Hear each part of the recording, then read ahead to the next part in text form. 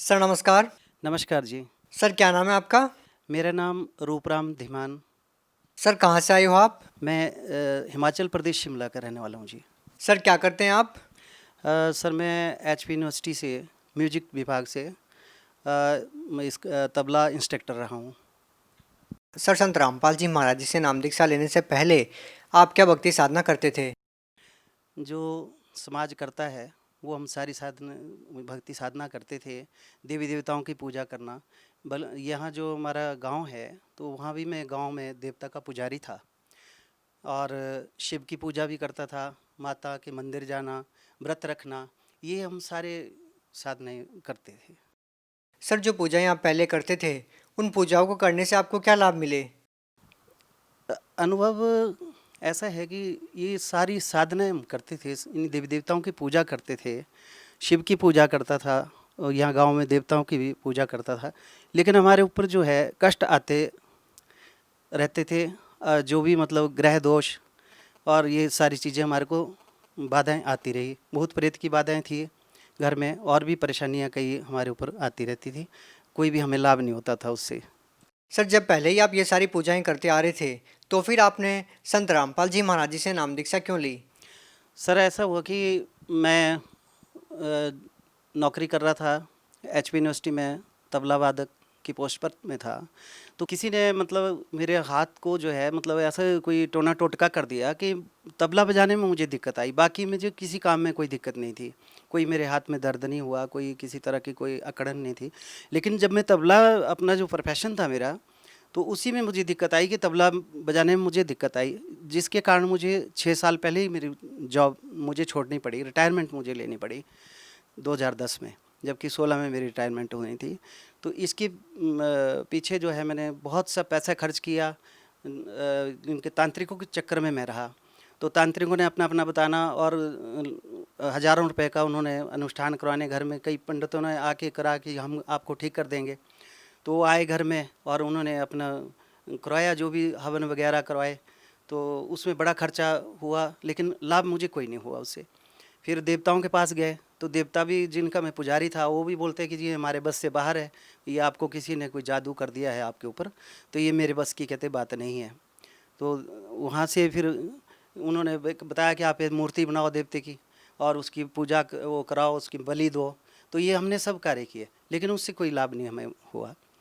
तो इस तरह से मैं फिर एक ज्ञान गंगा मुझे पुस्तक मिली, तो उसमें मैंने जब सतगुरु रामपाल जी महाराज जी का मैंने पढ़ा, उसमें भूमिका पढ़ी, तो मुझे लगा, एकदम से झटका लगा कि इसमें कुछ मुझे ज़रूर लाभ होंगे और इसमें कुछ ज़रूर मिलेगा।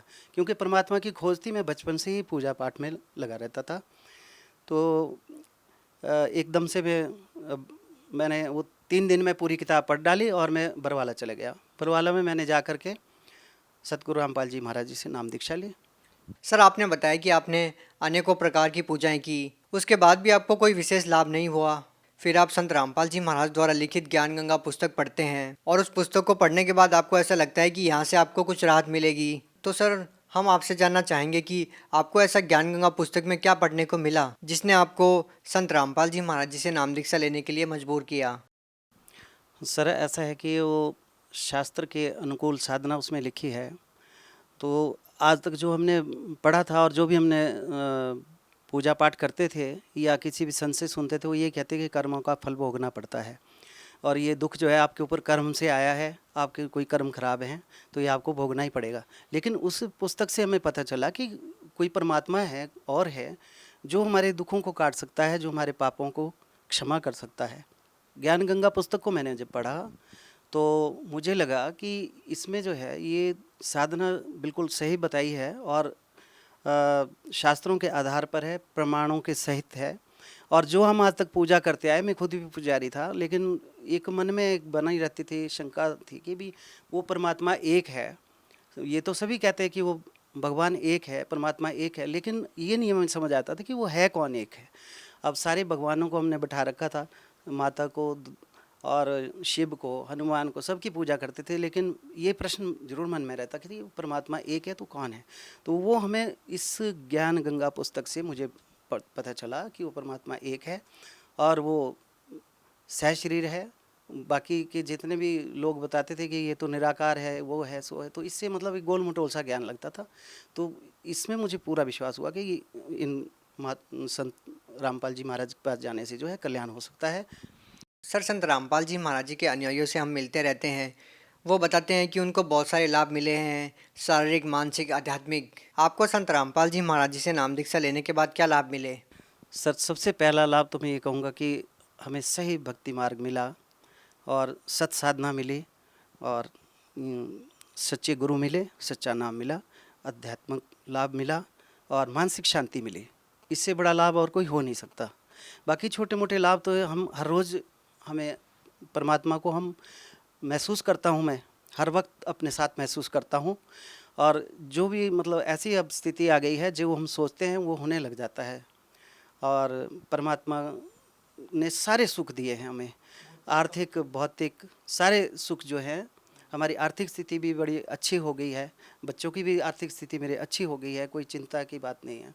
जबकि पहले जो है वो हम कमाते थे, उसमें पता नहीं चलता था कि ये कैसे खर्चे में पूरा नहीं होता था खर्चा, लेकिन अब ऐसा हो गया कि थोड़े में बहुत मिल रहा है हमें।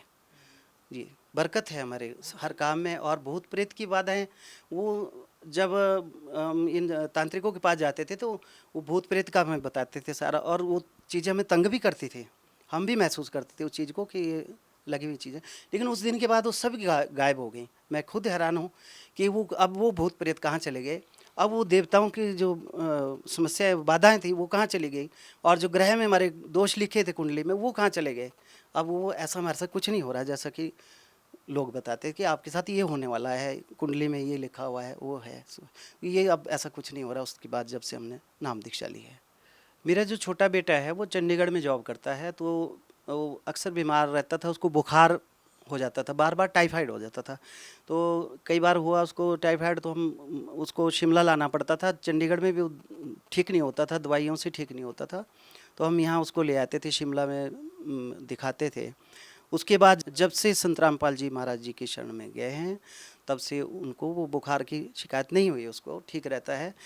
सर, मैं आपको और बताना चाहता हूँ, मेरा जो बड़ा बेटा है वो गाड़ियों का, उसका गाड़ी चलाता है, वो गाड़ियाँ रखी है। तो एक दिन वो चंबा जा रहा था, तो पहाड़ी रास्ता था और एक तरफ को खाई है पहाड़ों का, आपको पता ही है कि कितने वहाँ खाइयाँ हैं और कितने खतरनाक रास्ता होता है। तो जैसे वो गाड़ी का एकदम से टायर निकला, 80 की स्पीड में गाड़ी जा रही थी, तो पलट भी सकती थी गाड़ी, कुछ भी हो सकता था, खाई में भी गिर सकती थी। लेकिन सतगुरु रामपाल जी महाराज की दया से वो गाड़ी एकदम से रुक गई वहीं पर, और बीच में एकदम से गाड़ी रुक गई सड़क के बीच में, और बच्चे को, उसको कुछ भी नहीं हुआ। एकदम से उसको लगा कि क्या हुआ, पता भी नहीं चला उसको कि क्या हुआ, और टायर जो है दूर जाके गिरा। और संत रामपाल जी महाराज जी की दया से मेरा बेटा बिल्कुल सुरक्षित रहा। सर, आप हिमाचल प्रदेश से बिलोंग करते हैं। आपने हिमाचल से इतना दूर जाकर हरियाणा में संत रामपाल जी महाराज जी से नाम दीक्षा ली। सर, हम देखते हैं कि हिमाचल में बहुत सारे देवी देवताएं हैं और बहुत सारे संत महंत भी हैं जिनसे आप नाम दीक्षा लेके अपने कष्टों का निवारण करवा सकते थे। क्या आपको ऐसा कोई संत महंत नहीं मिला? ऐसा है सर कि संत रामपाल जी महाराज जो हैं वो स्वयं परमात्मा हैं, उनके लिए हमें कहीं भी जाना पड़ता। लेकिन जब मैं खुद पुजारी था, हमने देखा कि इसमें कुछ नहीं रखा हुआ है और हमें कोई लाभ नहीं हो रहा था, सभी देवी देवताओं की पूजा कर रहे थे, उसके बाद भी हमारे ऊपर कष्ट ज्यों के त्यों बने हुए थे। तो जब संत रामपाल जी महाराज का मैंने ज्ञान सुना और समझा, तो हमने पाया कि इन्हीं के पास जाना चाहिए और इनसे भक्ति मार्ग लेके हम लाभ हो रहे हैं हमें। सर, भगत समाज को क्या संदेश देना चाहते हैं? सर, भक्त समाज को मैं ये बताना चाहूँगा कि जो भी लोग ये गलत साधना कर रहे हैं, कोई देवी देवताओं की पूजा में फंसे हैं, कोई कहीं किसी पंथ में जुड़े हैं, वो मैं उन सबसे ये कहना चाहूँगा, मेरी उनसे ये हाथ जोड़ करके विनती है कि वो संत रामपाल जी महाराज की शरण में आएँ। ये पूर्ण परमात्मा हैं और सच्चा ज्ञान है, इनके पास सच्चा भक्ति मार्ग है, और अपना कल्याण करवाएं इनके। बहुत बहुत धन्यवाद जी। सत साहिब जी।